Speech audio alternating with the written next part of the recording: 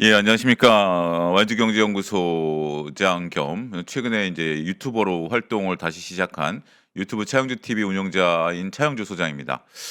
자, 일단 지금 시장의 변동성이 좀 크죠. 오늘도 이제 뭐 매도 사이드카가 12번째 걸렸습니다. 올해 공교롭게도 이제 매수 사이드카가 12번 걸렸고 매도 사이드카가 12번 걸렸죠. 지금 이제 시장이 이제 극심한 변동성 장세를 보이고 있는 상태인데 이런 움직임들이 과연 앞으로도 지속될 것인가? 뭐 여러 가지 뭐 많은 얘기들을 뭐 듣고 계실 겁니다. 근데 한편으로 놓고 보면 뭐 시장에 있어서 그러면 우리가 뭐 호재와 악재 이런 것들을 좀 구분해 볼 필요가 서두에도 있지 않을까 싶습니다. 시장에서 지금 악재다라고 하면 대표적으로 변동성이 이제 시작이 됐다라는 거죠. 우리가 인제 조금 전에도 박병창 대표님도 말씀하셨습니다만 이제 심리가 극단적으로 몰리다 보니까 일단 긍정적인 신호가 나오면 팔자가 없이 사자가 들어오면서 매수 사이드카가 걸리고요. 반대로 인제 시장에 쪼끔 약간 악재가 터지면 매수가 사라지고 매도가 전반적으로 지금 시장을 이끄는 매도 사이드카가 인제 걸리는 이제 그런 부분들이다라는 거죠. 죄송합니다. 옷이 좀 이렇게 꼬였네. 걸린다라고 좀 말씀드릴 수 있겠죠. 그런 것들은 인제 시장인데 그러면 인제 우리가 인제 이렇게 심리를 건드리는 여러 가지 요소들을 좀 살펴보면 반도체 같은 경우 일단 몇몇 또 얘기들이 들리고 있죠. 그리고 인제 수급상에 있어서 또 일부 오늘 같은 경우도 인제 그랬죠. 외국계 펀드가 하이닉스를 자신들이 보유하고 있는 비중 중에 1.5%를 줄였다. 뭐 이런 얘기들이 나오면서 전체적으로 반도체의 변동성을 또 일시적으로 키워간 그런 모습들을 좀 보여주고 있죠. 근데 반면에 놓고 보면 우리나라 삼성전자 하이닉스의 어느 정도 이익 전망치가 변했다? 이거는 아직까지 지금 나타나고 있지는 않습니다. 물론 이제 증권사들이 그런 변화에 대한 부분들을 조금 빠르게 나타낼 가능성도 배제할 수는 없긴 하겠습니다만 그런 것들을 우리가 인제 전체적으로 봤을 때 과연 나타내겠느냐라는 부분들에 대해서는 조금 조심스럽게 접근을 해야 된다라는 거죠. 저는 지금 어떻게 보면 시장이 물론 보는 시각에 따라 다를 수도 있습니다. 코스닥 같은 경우 우리가 그동안 시장이 올라가지 못했었던 상황에서 같이 빠지고 있으니까 더 괴롭긴 하겠습니다만 주도주를 제가 확실히 모아가야 된다라는 점을 제가 인제 2주 만에 출연을 합니다만 2주 전 그전부터 말씀드려 왔죠. 변동성은 일단 말씀드려 왔고 제가 말씀드렸던 몇 가지 사항들이 있습니다. 일단 주도주에 대해서는 믿음을 갖자.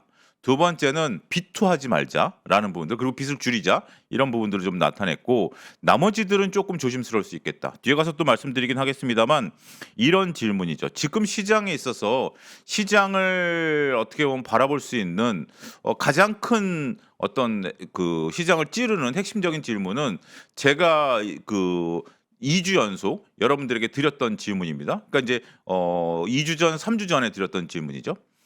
시장에서 지금 여러분들에게 1,000만 원이 있다라면 삼성전자 사겠습니까? 코스닥 사겠습니까? 삼성전자 사시겠습니까? 2차 전지 사시겠습니까? 삼성전자 사시겠습니까? 제약바이오 사시겠습니까? 이런 질문들이죠. 이런 질문들을 지금 여러분들이 서서히 하셔야 된다라는 점이죠. 이러한 질문들을 좀 한다라는 것이 시장을 이해하고 시장을 바라보는 데 있어서 매우 중요한 포인트와 논리적인 근거 그다음에 여러분들이 시장을 바라볼 수 있는 어떤 눈을 키워준다라고 저는 생각을 합니다. 이게 왜 중요하냐면 여기에 대한 대답을 여러분들도 하셔야 되고 여러분들 주위에 계신 분들에게도 한번 물어보세요. 그런데 많은 분들이 "삼성전자를 사겠다."라고 대답이 더 많을 겁니다, 지금 현재로서는. 뭐 여러분도 그렇게 생각을 하실 수가 있겠죠. 반면에 어느 순간 이것이 바뀔 겁니다. "야 이제는 코스닥이 좀 변할 수 있어서." 어제 같은 경우는 좀 그런 경우가 있었겠죠. 어제 같은 경우는 그랬습니다. 오늘 또 인제 얘기가 좀 바뀔 수 있겠죠. 만약에 오늘 같은 경우까지 코스닥이 좀 강하게 올랐으면 그리고 소외주들이 올랐다라면 우리가 인제 '야 인제 삼성전자보다는 바닥을 찍은 코스닥을 좀 사야지.'라는 생각을 하실 수 있었겠죠. 근데 인제 아직까지는 그게 확실치 않다라는 거죠. 어제 같은 경우도 반신반의했었던 상황이고 오늘 올라가지 못함으로써 '역시 지금은 좀 안 돼.'라는 거죠. 이게 이 강화 효과인데요. 우리가 '잘 되는 것은 계속 잘 된다.'라는 믿음 속에 접근을 하는 거고 '안 된다.'라는 것은 계속 '안 된다.'라는 어떤 쪼끔 불편한 시각으로 접근을 하게 된다라는 거죠. 지금 시장에 있어서 코스닥을 필두로 해서 비주도주들에 대해서는 쪼끔 이런 관점들이 좀 있는 거죠. '야 얘네들은 쪼금 힘든 거 아니야? 얘네들은 좀 안 되는 거 아니야?'라는 거죠. 반면에 저도 인제 삼성전자 하이닉스를 외치고 있습니다만 삼성전자 하이닉스는 계속해서 사야 된다. 특히 이제 제가 여러 방송에서 얘기를 하고 있고 제 개인 유튜브 최영주 TV에서도 얘기를 하고 있습니다만 삼성전자 같은 경우 이제 이런 거죠. 30만 원을 하회하고 SK하이닉스가 그 200만 원을 하회하면 이제 싸다라는 느낌이 든다라는 거죠. 그런 관점에서 접근이 유효할 수 있겠다라는 측면에 있어서는 여전히 블랙홀로 우리가 반도체를 끌어당기고 있다라는 점을 말씀을 좀 드려야 되겠습니다. 자, 그러면 조정이 언제까지 지속될 것인가라는 부분들을 좀 보면 준비된 표를 한번 좀 보도록 하겠습니다. 지금 이제 6월 달에 우리가 이제 고점과 저점을 제가 한번 찍어봤습니다. 최근의 고점은 8,933이고요. 저점은 7,440이에요. 대략 한 16% 정도 조정을 받았습니다. 우리가 포인트로 놓고 보면 한 1,500포인트 정도 빠지다 보니까 1,500포인트 빠지다 보니까 굉장히 이제 시장이 많이 빠졌다라고 생각할 수 있긴 하겠습니다만 지수상으로 놓고 보면 16%가 빠졌어요.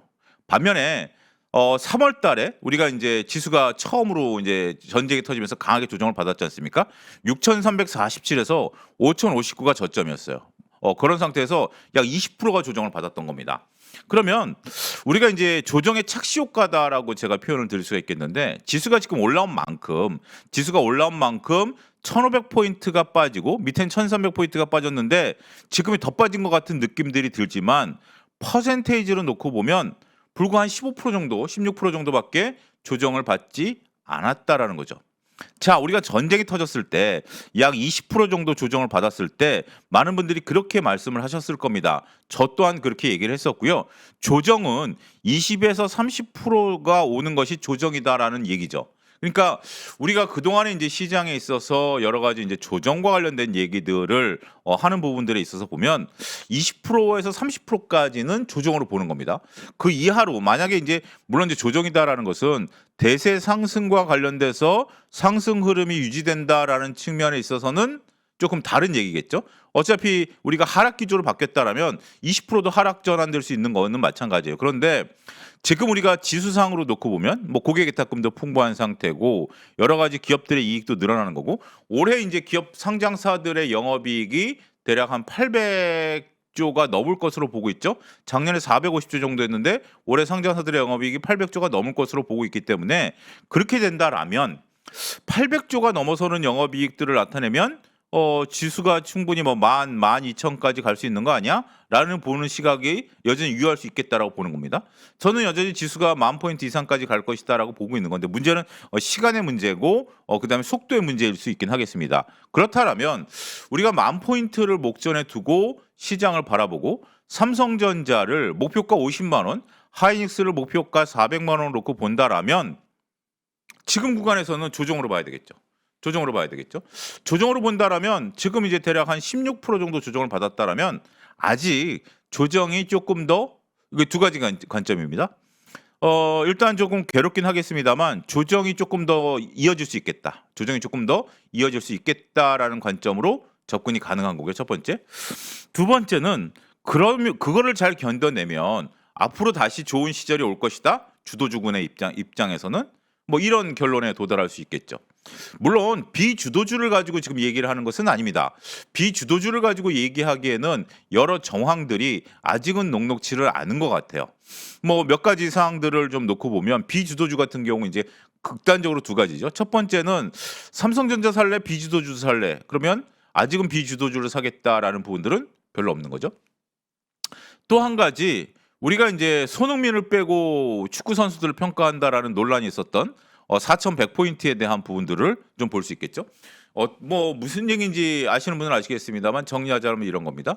뭐 언론사에서 우리가 이제 5월달에 이제 그런 얘기가 있었죠. 삼성전자 하이닉스를 빼고 나면 지수가 4,100포인트다라고 헤드라인으로 이제 썼었죠. 그걸 이제 대통령께서도 언급을 할 정도로 우리가 손흥민 빼고 축구 선수들 국가대표를 평가하느냐 같이 평가해야 되는 거 아니냐 뭐 이런 부분들이었었죠. 뭐 저는 그거에서 약간 좀 다른 시선으로 접근을 좀 하고자 합니다. 우리가 지수 손흥민 빼고도 축구 선수들을 평가할 수 있겠죠. 그러면 손흥민을 뺐을 때의 기존 선수들의 역량이 개선되느냐 아니면 손흥민을 빼고 나니까 역시 기존 선수들의 역량은 과거와 똑같다더라. 뭐 이렇게 볼 수 있는 거죠. 자, 삼성전자 하이닉스를 포함했을 때 우리 지수가 작년 이맘때 몇 포인트였었죠? 뭐 대략 한 3,000포인트 정도 이제 막 돌파하는 시기다라고 볼 수 있겠죠. 삼성전자 하이닉스를 포함해서 3,000포인트였어요. 그런데 삼성전자 하이닉스 빼고 지금 4,100이다라고 하면 그만큼 많이 올라온 거 아닌가요? 대략 한 1,000포인트 정도 올라온 거고 30% 정도 지수가 업사이드가 열렸다라는 거죠. 자, 지수가 30% 올라온 겁니다. 뭐 우리가 이제 그런 부분들을 놓고 제가 이런 말씀을 좀 드리는 이유는 뭐냐면 지금 비주도주군 같은 경우 작년에 영업이익이 대략 한 250조 부근이었는데 올해 한 280조 정도거든요. 그러면 대략 한 15% 정도 오른 거예요.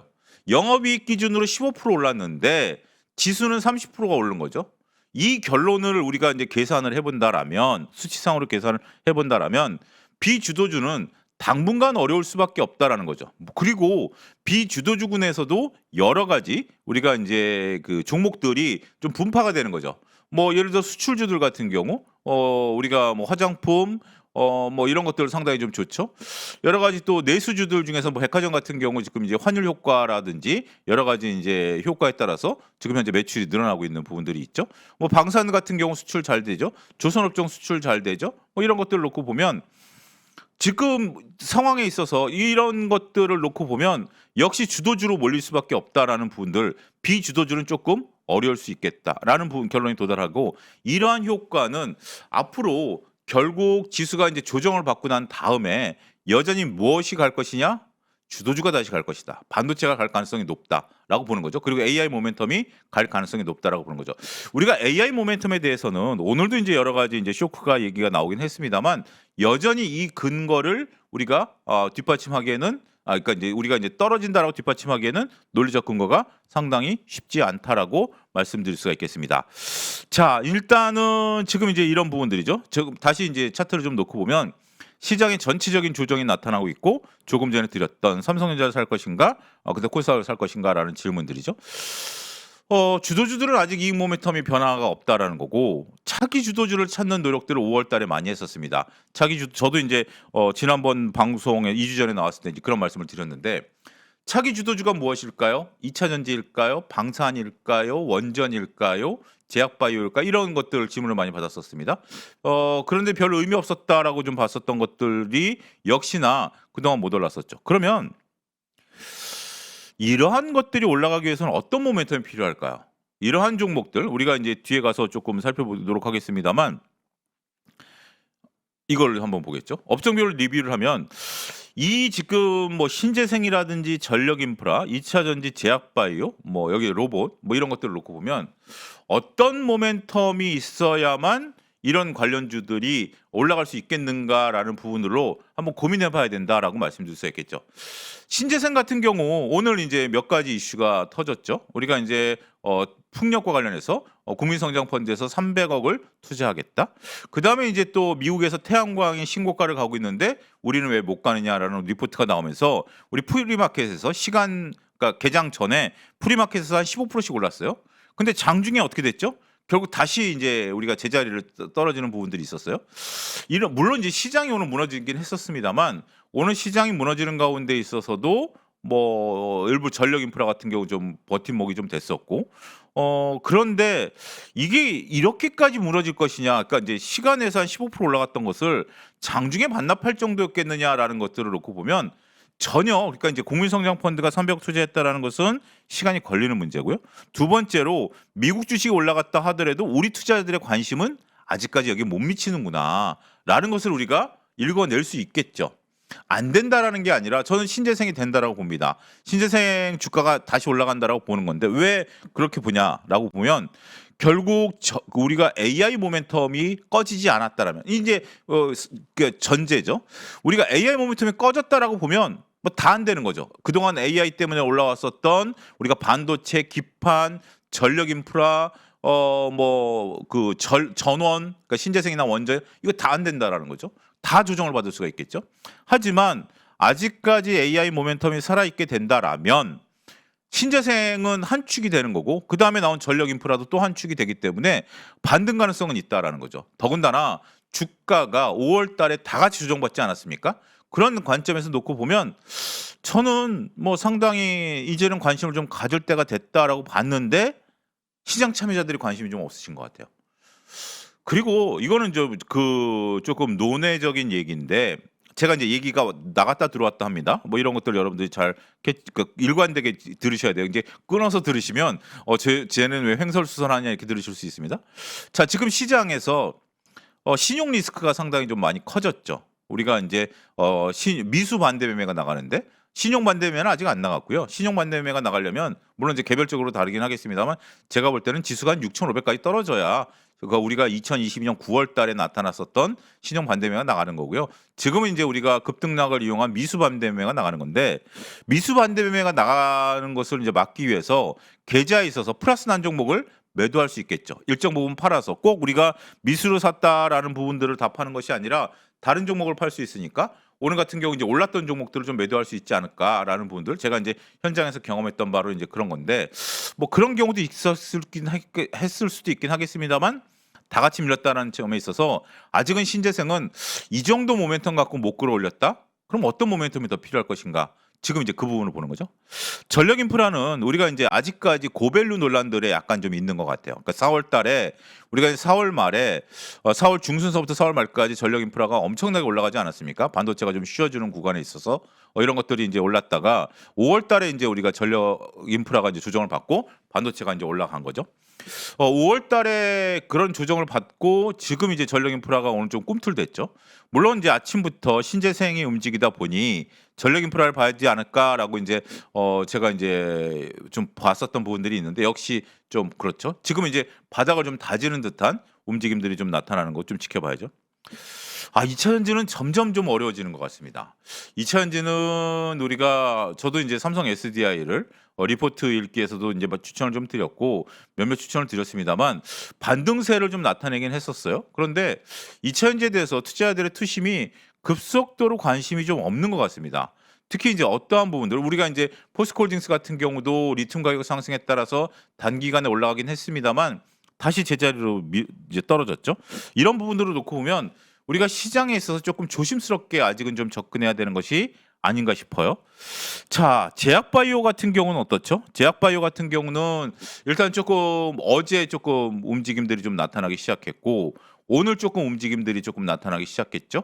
어제 오늘 조금 움직임들이 나타나기 시작했다라는 부분에 있어서는 단기 바닥 차트를 좀 확인할 수 있을 것 같아요. 그러면 저는 시점에 있어서 이 지금 우리가 신재생, 전력인프라, 2차 전지, 제약바이오들에 대한 업종들을 하나 놓고 보면 '바닥을 잡았느냐.'라는 부분들에 대한 확인이 필요하죠. 바닥을 잡았느냐 확인은 뭘로 보죠? 펀더멘탈의 개선일까요? 근데 내러티브 갖고 지금 끌어올리긴 좀 어려운 것 같아요. 그러니까 이제 내러티브라는 것이 신재생에서 보여지듯이 내러티브 어떤 뭐 우리가 미국이 올랐다 아니면 우리가 인제 투자를 좀 했다 이런 거 갖고 끌어올리기는 어려울 것 같아요. 결국 전력 인프라에서 일부 보여주는 것처럼 오늘 3 일째 올랐거든요. 전력 인프라가 이제 바닥에 3 일째 올라주는 걸 보면 차트가 바닥을 좀 잡아야 된다라는 거죠. 차트가 바닥을 잡아야 된다라는 겁니다. 그래서 지금은 우리가 비주도주 같은 경우 어떠한 모멘텀이 필요하느냐라는 것에 대한 결론적인 대답은 차트가 바닥을 좀 잡아주는 모습들이 나와야 될 것 같아요. 차트가 내러티브 대비 올해 이익이 난다라고 하지만 그럼에도 불구하고 가장 못 올라가는 것이 뭐죠? 2차 전지 아니겠습니까? 지금 차트가 무너진 거잖아요. 차트가 무너진 거기 때문에 그런 부분들을 놓고 보면 차트가 바닥을 잡는 모습들을 확인되는 종목들에 대해서는 단기 트레이딩은 가능하다. 하지만 우리가 알고 있는 익숙한 거 갖고 끌어올리기는 어렵다. 문득 드는 생각이 인제 그런 거죠. 오늘 인제 방산 같은 경우도 상당히 인제 쪼끔 괜찮은 모습들을 좀 보였죠. 물론 이제 중동 문제가 터져서 방산이 올라갔다. LIG 넥슨 과거 LIG 넥슨이죠. LIG 디펜스 앤 에어로스페이스, LIG 디펜스 앤 에어로스페이스 이것도 인제 우리가 천공투와 관련된 부분들이 오늘 방산주들 대부분 다 좋았어요. 현대 로템도 좋았고 하나 에어로스페이스도 좋았고 그런 것들도 보면 차트가 바닥을 좀 잡아가는 모습들이 확인이 되고 있는 거죠. 그런 모습들을 우리가 유심히 좀 보실 필요가 있다라고 말씀드릴 수가 있겠습니다. 몇몇 소외 업종 중에 그러니까 소외를 당했던 그러니까 5월 달에 소외를 당했던 업종 중에 몇몇 업종들 같은 경우는 바닥을 잡는 모습들이 조금 나타나는 것들이 조금씩은 있어요. 그런 것들은 우리가 한번 뭐 틈새 전략으로 매매를 해볼 필요는 있긴 하겠습니다. 하지만 우리가 많이 이제 기대를 했던 원전이라든지 2차 전지라든지 이런 쪽들은 조금 바닥 잡는 모습이 확인되고 있지는 않죠. 그런 부분들은 조금 구분해서 보실 필요가 있지 않을까 말씀드릴 수가 있겠습니다. 자, 이제 시장의 재료를 한번 좀 살펴보도록 하겠습니다.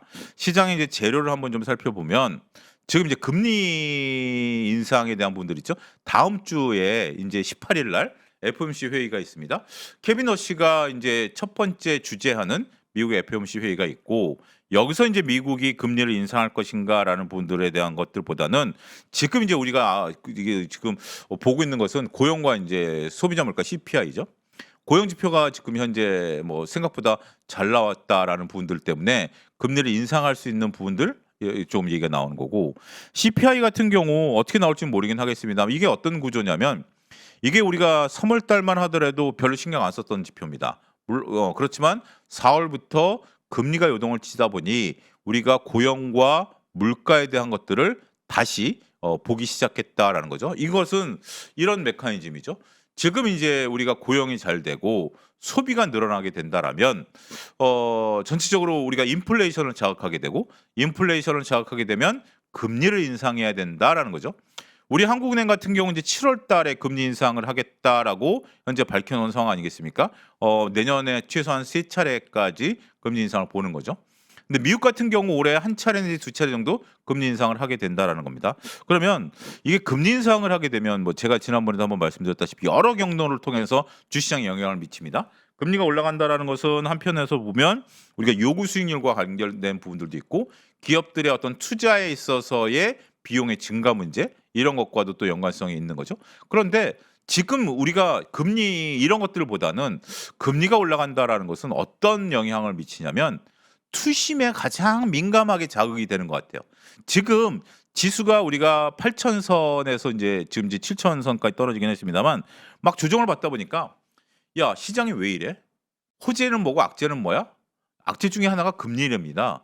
금리가 올라가는데 지수 금리가 올라가니까 사람들이 화들짝 놀라서 주식을 판답니다. 뭐 이런 지금 이제 내러티브가 확실히 투자자들의 인식이 되는 거죠. 특히 이제 가장 크게 영향을 받고 있는 섹터가 뭐죠? 성장 섹터죠. 성장 섹터 중에 하나가 젠스랑 이벤트 관련주들이 지금 시장에서 가장 크게 데미지를 좀 받고 있는 거죠. 우리가 이제 로봇 관련주들이라고 불리우는 젠스랑 이벤트 관련주들이 물론 이제 젠스랑 이벤트 이전에 뭐 현대차 같은 경우도 이런 모습들을 보였었죠. 금리 얘기가 나왔을 때 현대차가 좀 조정을 받았고 금리가 이제 떨어졌다라는 얘기 때문에 현대차가 다시 올라갔던 거 아니겠습니까? 그러면서 이제 대표적인 성장주 섹터, 로봇 섹터는 봤었던 거고 지금 이제 두 가지가 맞물린 겁니다. 젠스랑 이벤트가 사라지면서 우리가 급속도에 올랐던 LG전자, 네이버 두산 로보틱스 중심으로 조정이 나오고 있고 여기에 또 금리 발작에 대한 부분들 이런 것들이 나오면서 같이 성장 섹터에 대해서 지금은 이제 그런 거죠. 성장 이제 뭐 반도체도 성장 섹터 아니야? 이렇게 보면서 전체적으로 시장에 있어서 매도세가 한꺼번에 나오는 거죠. 지금 이런 부분들이 현재 지금 시장에 미치는 영향들을 여러분들이 보셔야 될 것 같아요. 그러면 이런 관련주들을 보실 때는 단순히 젠스랑 이벤트가 사라졌다라고 해서 저가 매수세가 들어오겠느냐라는 부분들 플러스 금리와 관련된 언급들이 나올 때마다 이들의 변동성이 나타나겠구나 이렇게 보셔야 된다라는 거죠. 우리가 어떤 업종이라든지 주식에 대해서 변동성을 나타낸다라든지 오르든지 떨어지든지 그 이유를 남들이 얘기하는 것들이 아니라 명확하게 나름대로 좀 파악할 필요는 있습니다. 물론 우리가 이제 주식이라는 것이 한 가지 이유만으로 오르거나 떨어지지는 않아요. 하지만 때로는 중요한 이슈가 무엇인가? 중요한 이슈가 무엇인가? 그 부분을 파악하는 것도 굉장히 좀 중요할 수 있겠다. 어찌됐든 지금은 우리가 이제 시장이 뭐 강세장일 때는 금리가 올라가는 것도 별로 신경 안 썼죠. 우리가 이제 막 여러 가지 좋을 때는 뭐 이런 거죠. 근데 이제 증시 격언에 눈이 녹으면 뭐 다양한 것들이 보인다라는 격언이 있죠. 지금 이제 약간의 우리가 콩깍지가 좀 벗겨졌죠. 그전에는 무조건 주식이라는 것은 밀리면 사면 된다라는 것들인데 콩깍지가 살짝 벗겨졌기 때문에 안 좋은 것은 안 좋게 보는 시각 이런 것들도 좀 있는 거죠. 자, 스페이스X 상장이 이제 12일 날인데 이 스페이스X 상장과 관련해서 우리가 무엇을 좀 기대할 수 있을까라는 부분들이죠. 근데 이제 저는 호재와 악재를 좀 구분할 필요가 있겠다. 스페이스X 상장과 관련해서 호재와 악재를 구분할 수 있겠다. 호재라고 본다라면 여러분들 지금 이제 뭐 스페이스X가 상장이 되면 서학개미 이제 미국 주식 하시는 분들은 스페이스X를 좀 사야 되는 거 아닌가라고 생각하실 수 있긴 하겠는데 한 템포 좀 늦추시기를 권고해 드리겠습니다. 이게 왜 그러냐면 이제 지수에 편입된다라는 거 아니겠습니까? 지수에 편입된다라는 것은 뭐 우리나라 예를 좀 들어 드리면 LG 에너지 솔루션이 상장되고 나서 시가총액 5위 안에 들어왔죠. 지금 스페이스X는 10위 안에 미국 인제 미국 지수에서는 10위 안에 들어오는 건데 이렇게 되면 어떤 거냐면 지수에 편입이 되게 된다라면 선물 매매하는 측에 있어서 이 주식을 갖고 있어야 돼요. 이게 인제 우리가 이게 고평가냐 저평가냐라는 걸 따지는 게 아닙니다. 고평가냐 저평가냐라는 걸 따지는 게 아니고 우리가 인제 전체적으로 그 상장과 관련해서 이게 지수와 연관성이 있었게 되면 결국 지수는 선물 매매에 연관성이 있는 거 아니겠습니까? 지수를 팔고 그러니까 현물을 팔고 선물을 산다라든지 선물을 팔고 현물을 판다라든지 이런 것들을 하는 것은 결국 지수 그 시총 대비 이렇게 하는 거죠. 근데 만약에 스페이스X가 없이 선물 매매를 하면 소위 이제 트래킹 에러라는 것이 발생을 합니다. 트래킹 에러가 발생을 하면 선물 매매와 현물 매매를 원활히 못 한다라는 거죠. 그러면 우리가 이제 기관들 입장에서 보면 미국이니까 이제 기관이죠. 외국인들이 아니라 기관들 입장에서 보면 무조건 스페이스X를 사야 됩니다. 자, 조금 전에 이제 제가 그 LG 에너지 솔루션 말씀을 좀 드렸는데 LG 에너지 솔루션이 이제 상장될 때 어떤 가치를 부여받았냐면 CATL 그 가치를 부과받았어요. 그때 당시에 이제 중국의 CATL이 이제 밸류가 높기 때문에 우리가 이제 평가받을 때 이제 밸류를 어떻게 평가하느냐인데 우리는 이제 서로 상대 평가를 받는 거니까 그때 이제 중국의 CATL을 이제 평가를 받았죠. 삼성 SDI보다 훨씬 더 높은 밸류를 받았습니다. 그러면서 이제 고평가 논란들이 있었음에도 불구하고 상장이 되고 나서 제 기억으로 한 보름 가까이 외국인과 기관이 매일 샀어요. 보름 가까이 외국인과 기관이 매일 샀어요. 그러면서 지수가 안 떨어졌어요. 그러고 나서 종목이 떨어졌어요. 그러고 나서 종목이 떨어졌다는 거죠. 그게 이제 우리나라 이제 외국인과 기관인데 외국인과 기관이 이제 살 수밖에 없었던 것이 선물 매매를 하기 위해서죠. 선물 매매를 하기 위해서 외국인과 기관이 계속 샀었다라는 거죠. 자, 이제 스페이스X 상장 얘기로 돌아옵니다. 결국 스페이스X가 상장되고 나면 우리가 이제 환불금 받을 거 아니겠습니까? 거기 IB들이 다시 이제 그걸 가지고 스페이스X를 사기 위해서 여전히 자금이 그 안에서 돌 거예요. 여전히 그 자금들이 이제 돌면서 스페이스X를 끼워 넣겠죠. 그러니까 서학개미 하시는 분들은 스페이스X도 지금 약간의 고평가 얘기들이 있어요. 여러분들 뭐 좀 여러 가지 보는 시각에 따라 다를 수 있긴 하겠습니다만 그런 부분들을 감안하게 된다라면 전체적으로 조금 조정받을 때 좀 들어가는 것을 좀 시간을 두고 보는 거죠. 자, 긍정적인 요소는 이런 거죠. 자, 어느 정도 이제 기관들이 그것을 이제 1조 달러 넘게 담고 나면 그다음에 지금 이제 스페이스X 상장 때문에 국내에서 자금이 빠져나가다 보니까 달러가 원화가 약세다라고 보시는 분들도 있어요. 근데 그 자금이 다시 역류할 가능성이 있죠. 일단 스페이스X IPO를 하기 위해서 증거금을 이제 납부를 해야 되는 거 아니겠습니까? 증거금을 납부하기 위해서 들어갔던 돈들이 실질적으로 스페이스X를 사고 난 다음에 다시 풀리게 된다라는 거죠. 그런 것들이 우리나라뿐만이 아니라 미국 시장에서도 풀릴 가능성이 저는 있다라고 보는 겁니다. 그러면서 지금 이제 변동성이 나타난 미국의 IT 관련주들, 그다음에 우리나라의 전체적인 시장에서 외국인들의 매도세, 물론 뭐 외국인들은 리밸런싱이 지속되는 한 우리 지수가 올라갈 때마다 매물을 출하시킬 수밖에 없는 역설에 이제 들어갔다라고 볼 수 있긴 하겠습니다만 일단 스페이스X 상장과 관련해서 빠져나갔던 돈들은 다시 유입될 가능성이 있겠다. 이런 부분으로 우리가 관찰을 좀 해봐야 되지 않을까 싶습니다. 자, 그리고 이제 우리가 아직 뭐 6월 10일이니까 우리가 조금 좀 이른 감이 없지 않아 있을 수도 있긴 하겠습니다만 이제 우리가 무엇을 기대해야 되느냐? 이제 시장에서 호재는 무엇이냐? 호재는 무엇이냐라는 걸 기대하게 된다면 2분기 실적 전망치에 대한 부분들을 좀 봐야 되는 부분들이 있죠. 그러면 다시 이제 우리가 그 6월 말쯤 되면 2분기에 실적이 호전될 것으로 보이는 기업들에 대해서 선취 매수세가 들어올 겁니다. 그러면 어떤 섹터가 들어올까요? 여전히 저는 반도체이지 않을까요? 전력 인프라이지 않을까요? 방산이지 않을까요? 조선이지 않을까요? 뭐 이렇게 저는 예측을 합니다. 그리고 일부 우리가 이제 수출주들이라고 볼 수 있는 화장품 뭐 이런 것들 좀 볼 수 있겠죠. 식음료. 나머지들은 여기서도 또 관심을 못 갖게 되면 이 시간이 좀 길어지는 거죠. 이 시간이 좀 길어진다라는 측면에 있어서는 조금 우리가 2분기 실적 가이던스를 좀 봐야 되겠죠. 그리고 실적 시즌이 오면 또 하나 생기는 변동성이 있습니다. 실적 시즌이 돌아오면 또 하나 생기는 변동성이 있는데 성장주들에 대한 관심이 조금 줄어드는 거죠. 그러면 성장주들에 대한 관심이 좀 줄어들면 젠스랑 이벤트 관련주들도 조금 어려워질 수 있다는 거죠.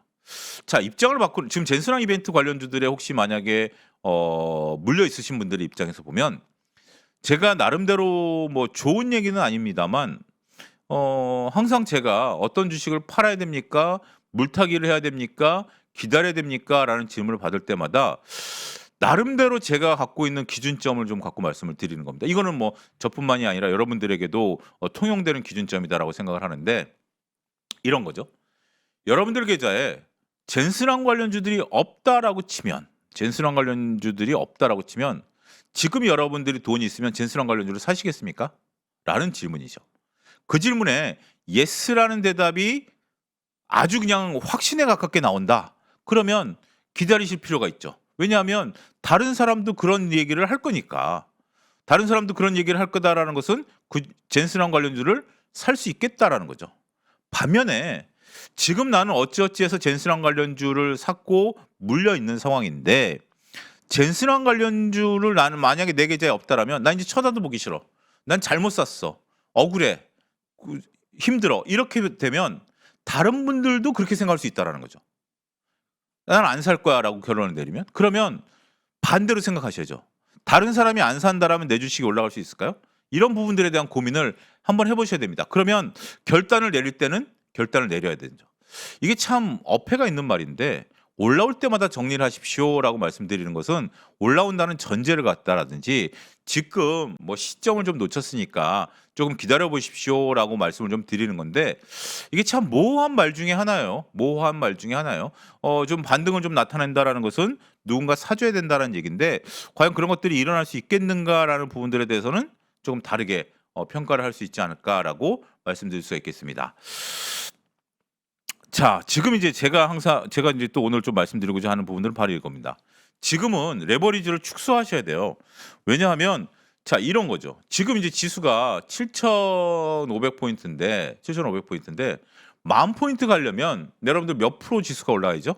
자, 이제 이런 고민들을 한번 해 보실 때가 됐어요. 제가 이제 다른 방송에서 그런 얘기를 삼성전자를 얼마 가면 팔아야 되느냐?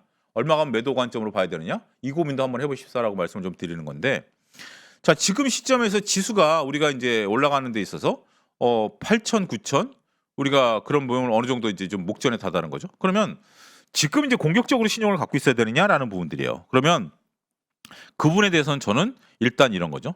지금 내가 1,000만 원어치 낸 원금과 1,000만 원의 신용을 갖고 2,000만 원어치를 샀다라면 이걸 다 팔라는 얘기가 아닙니다.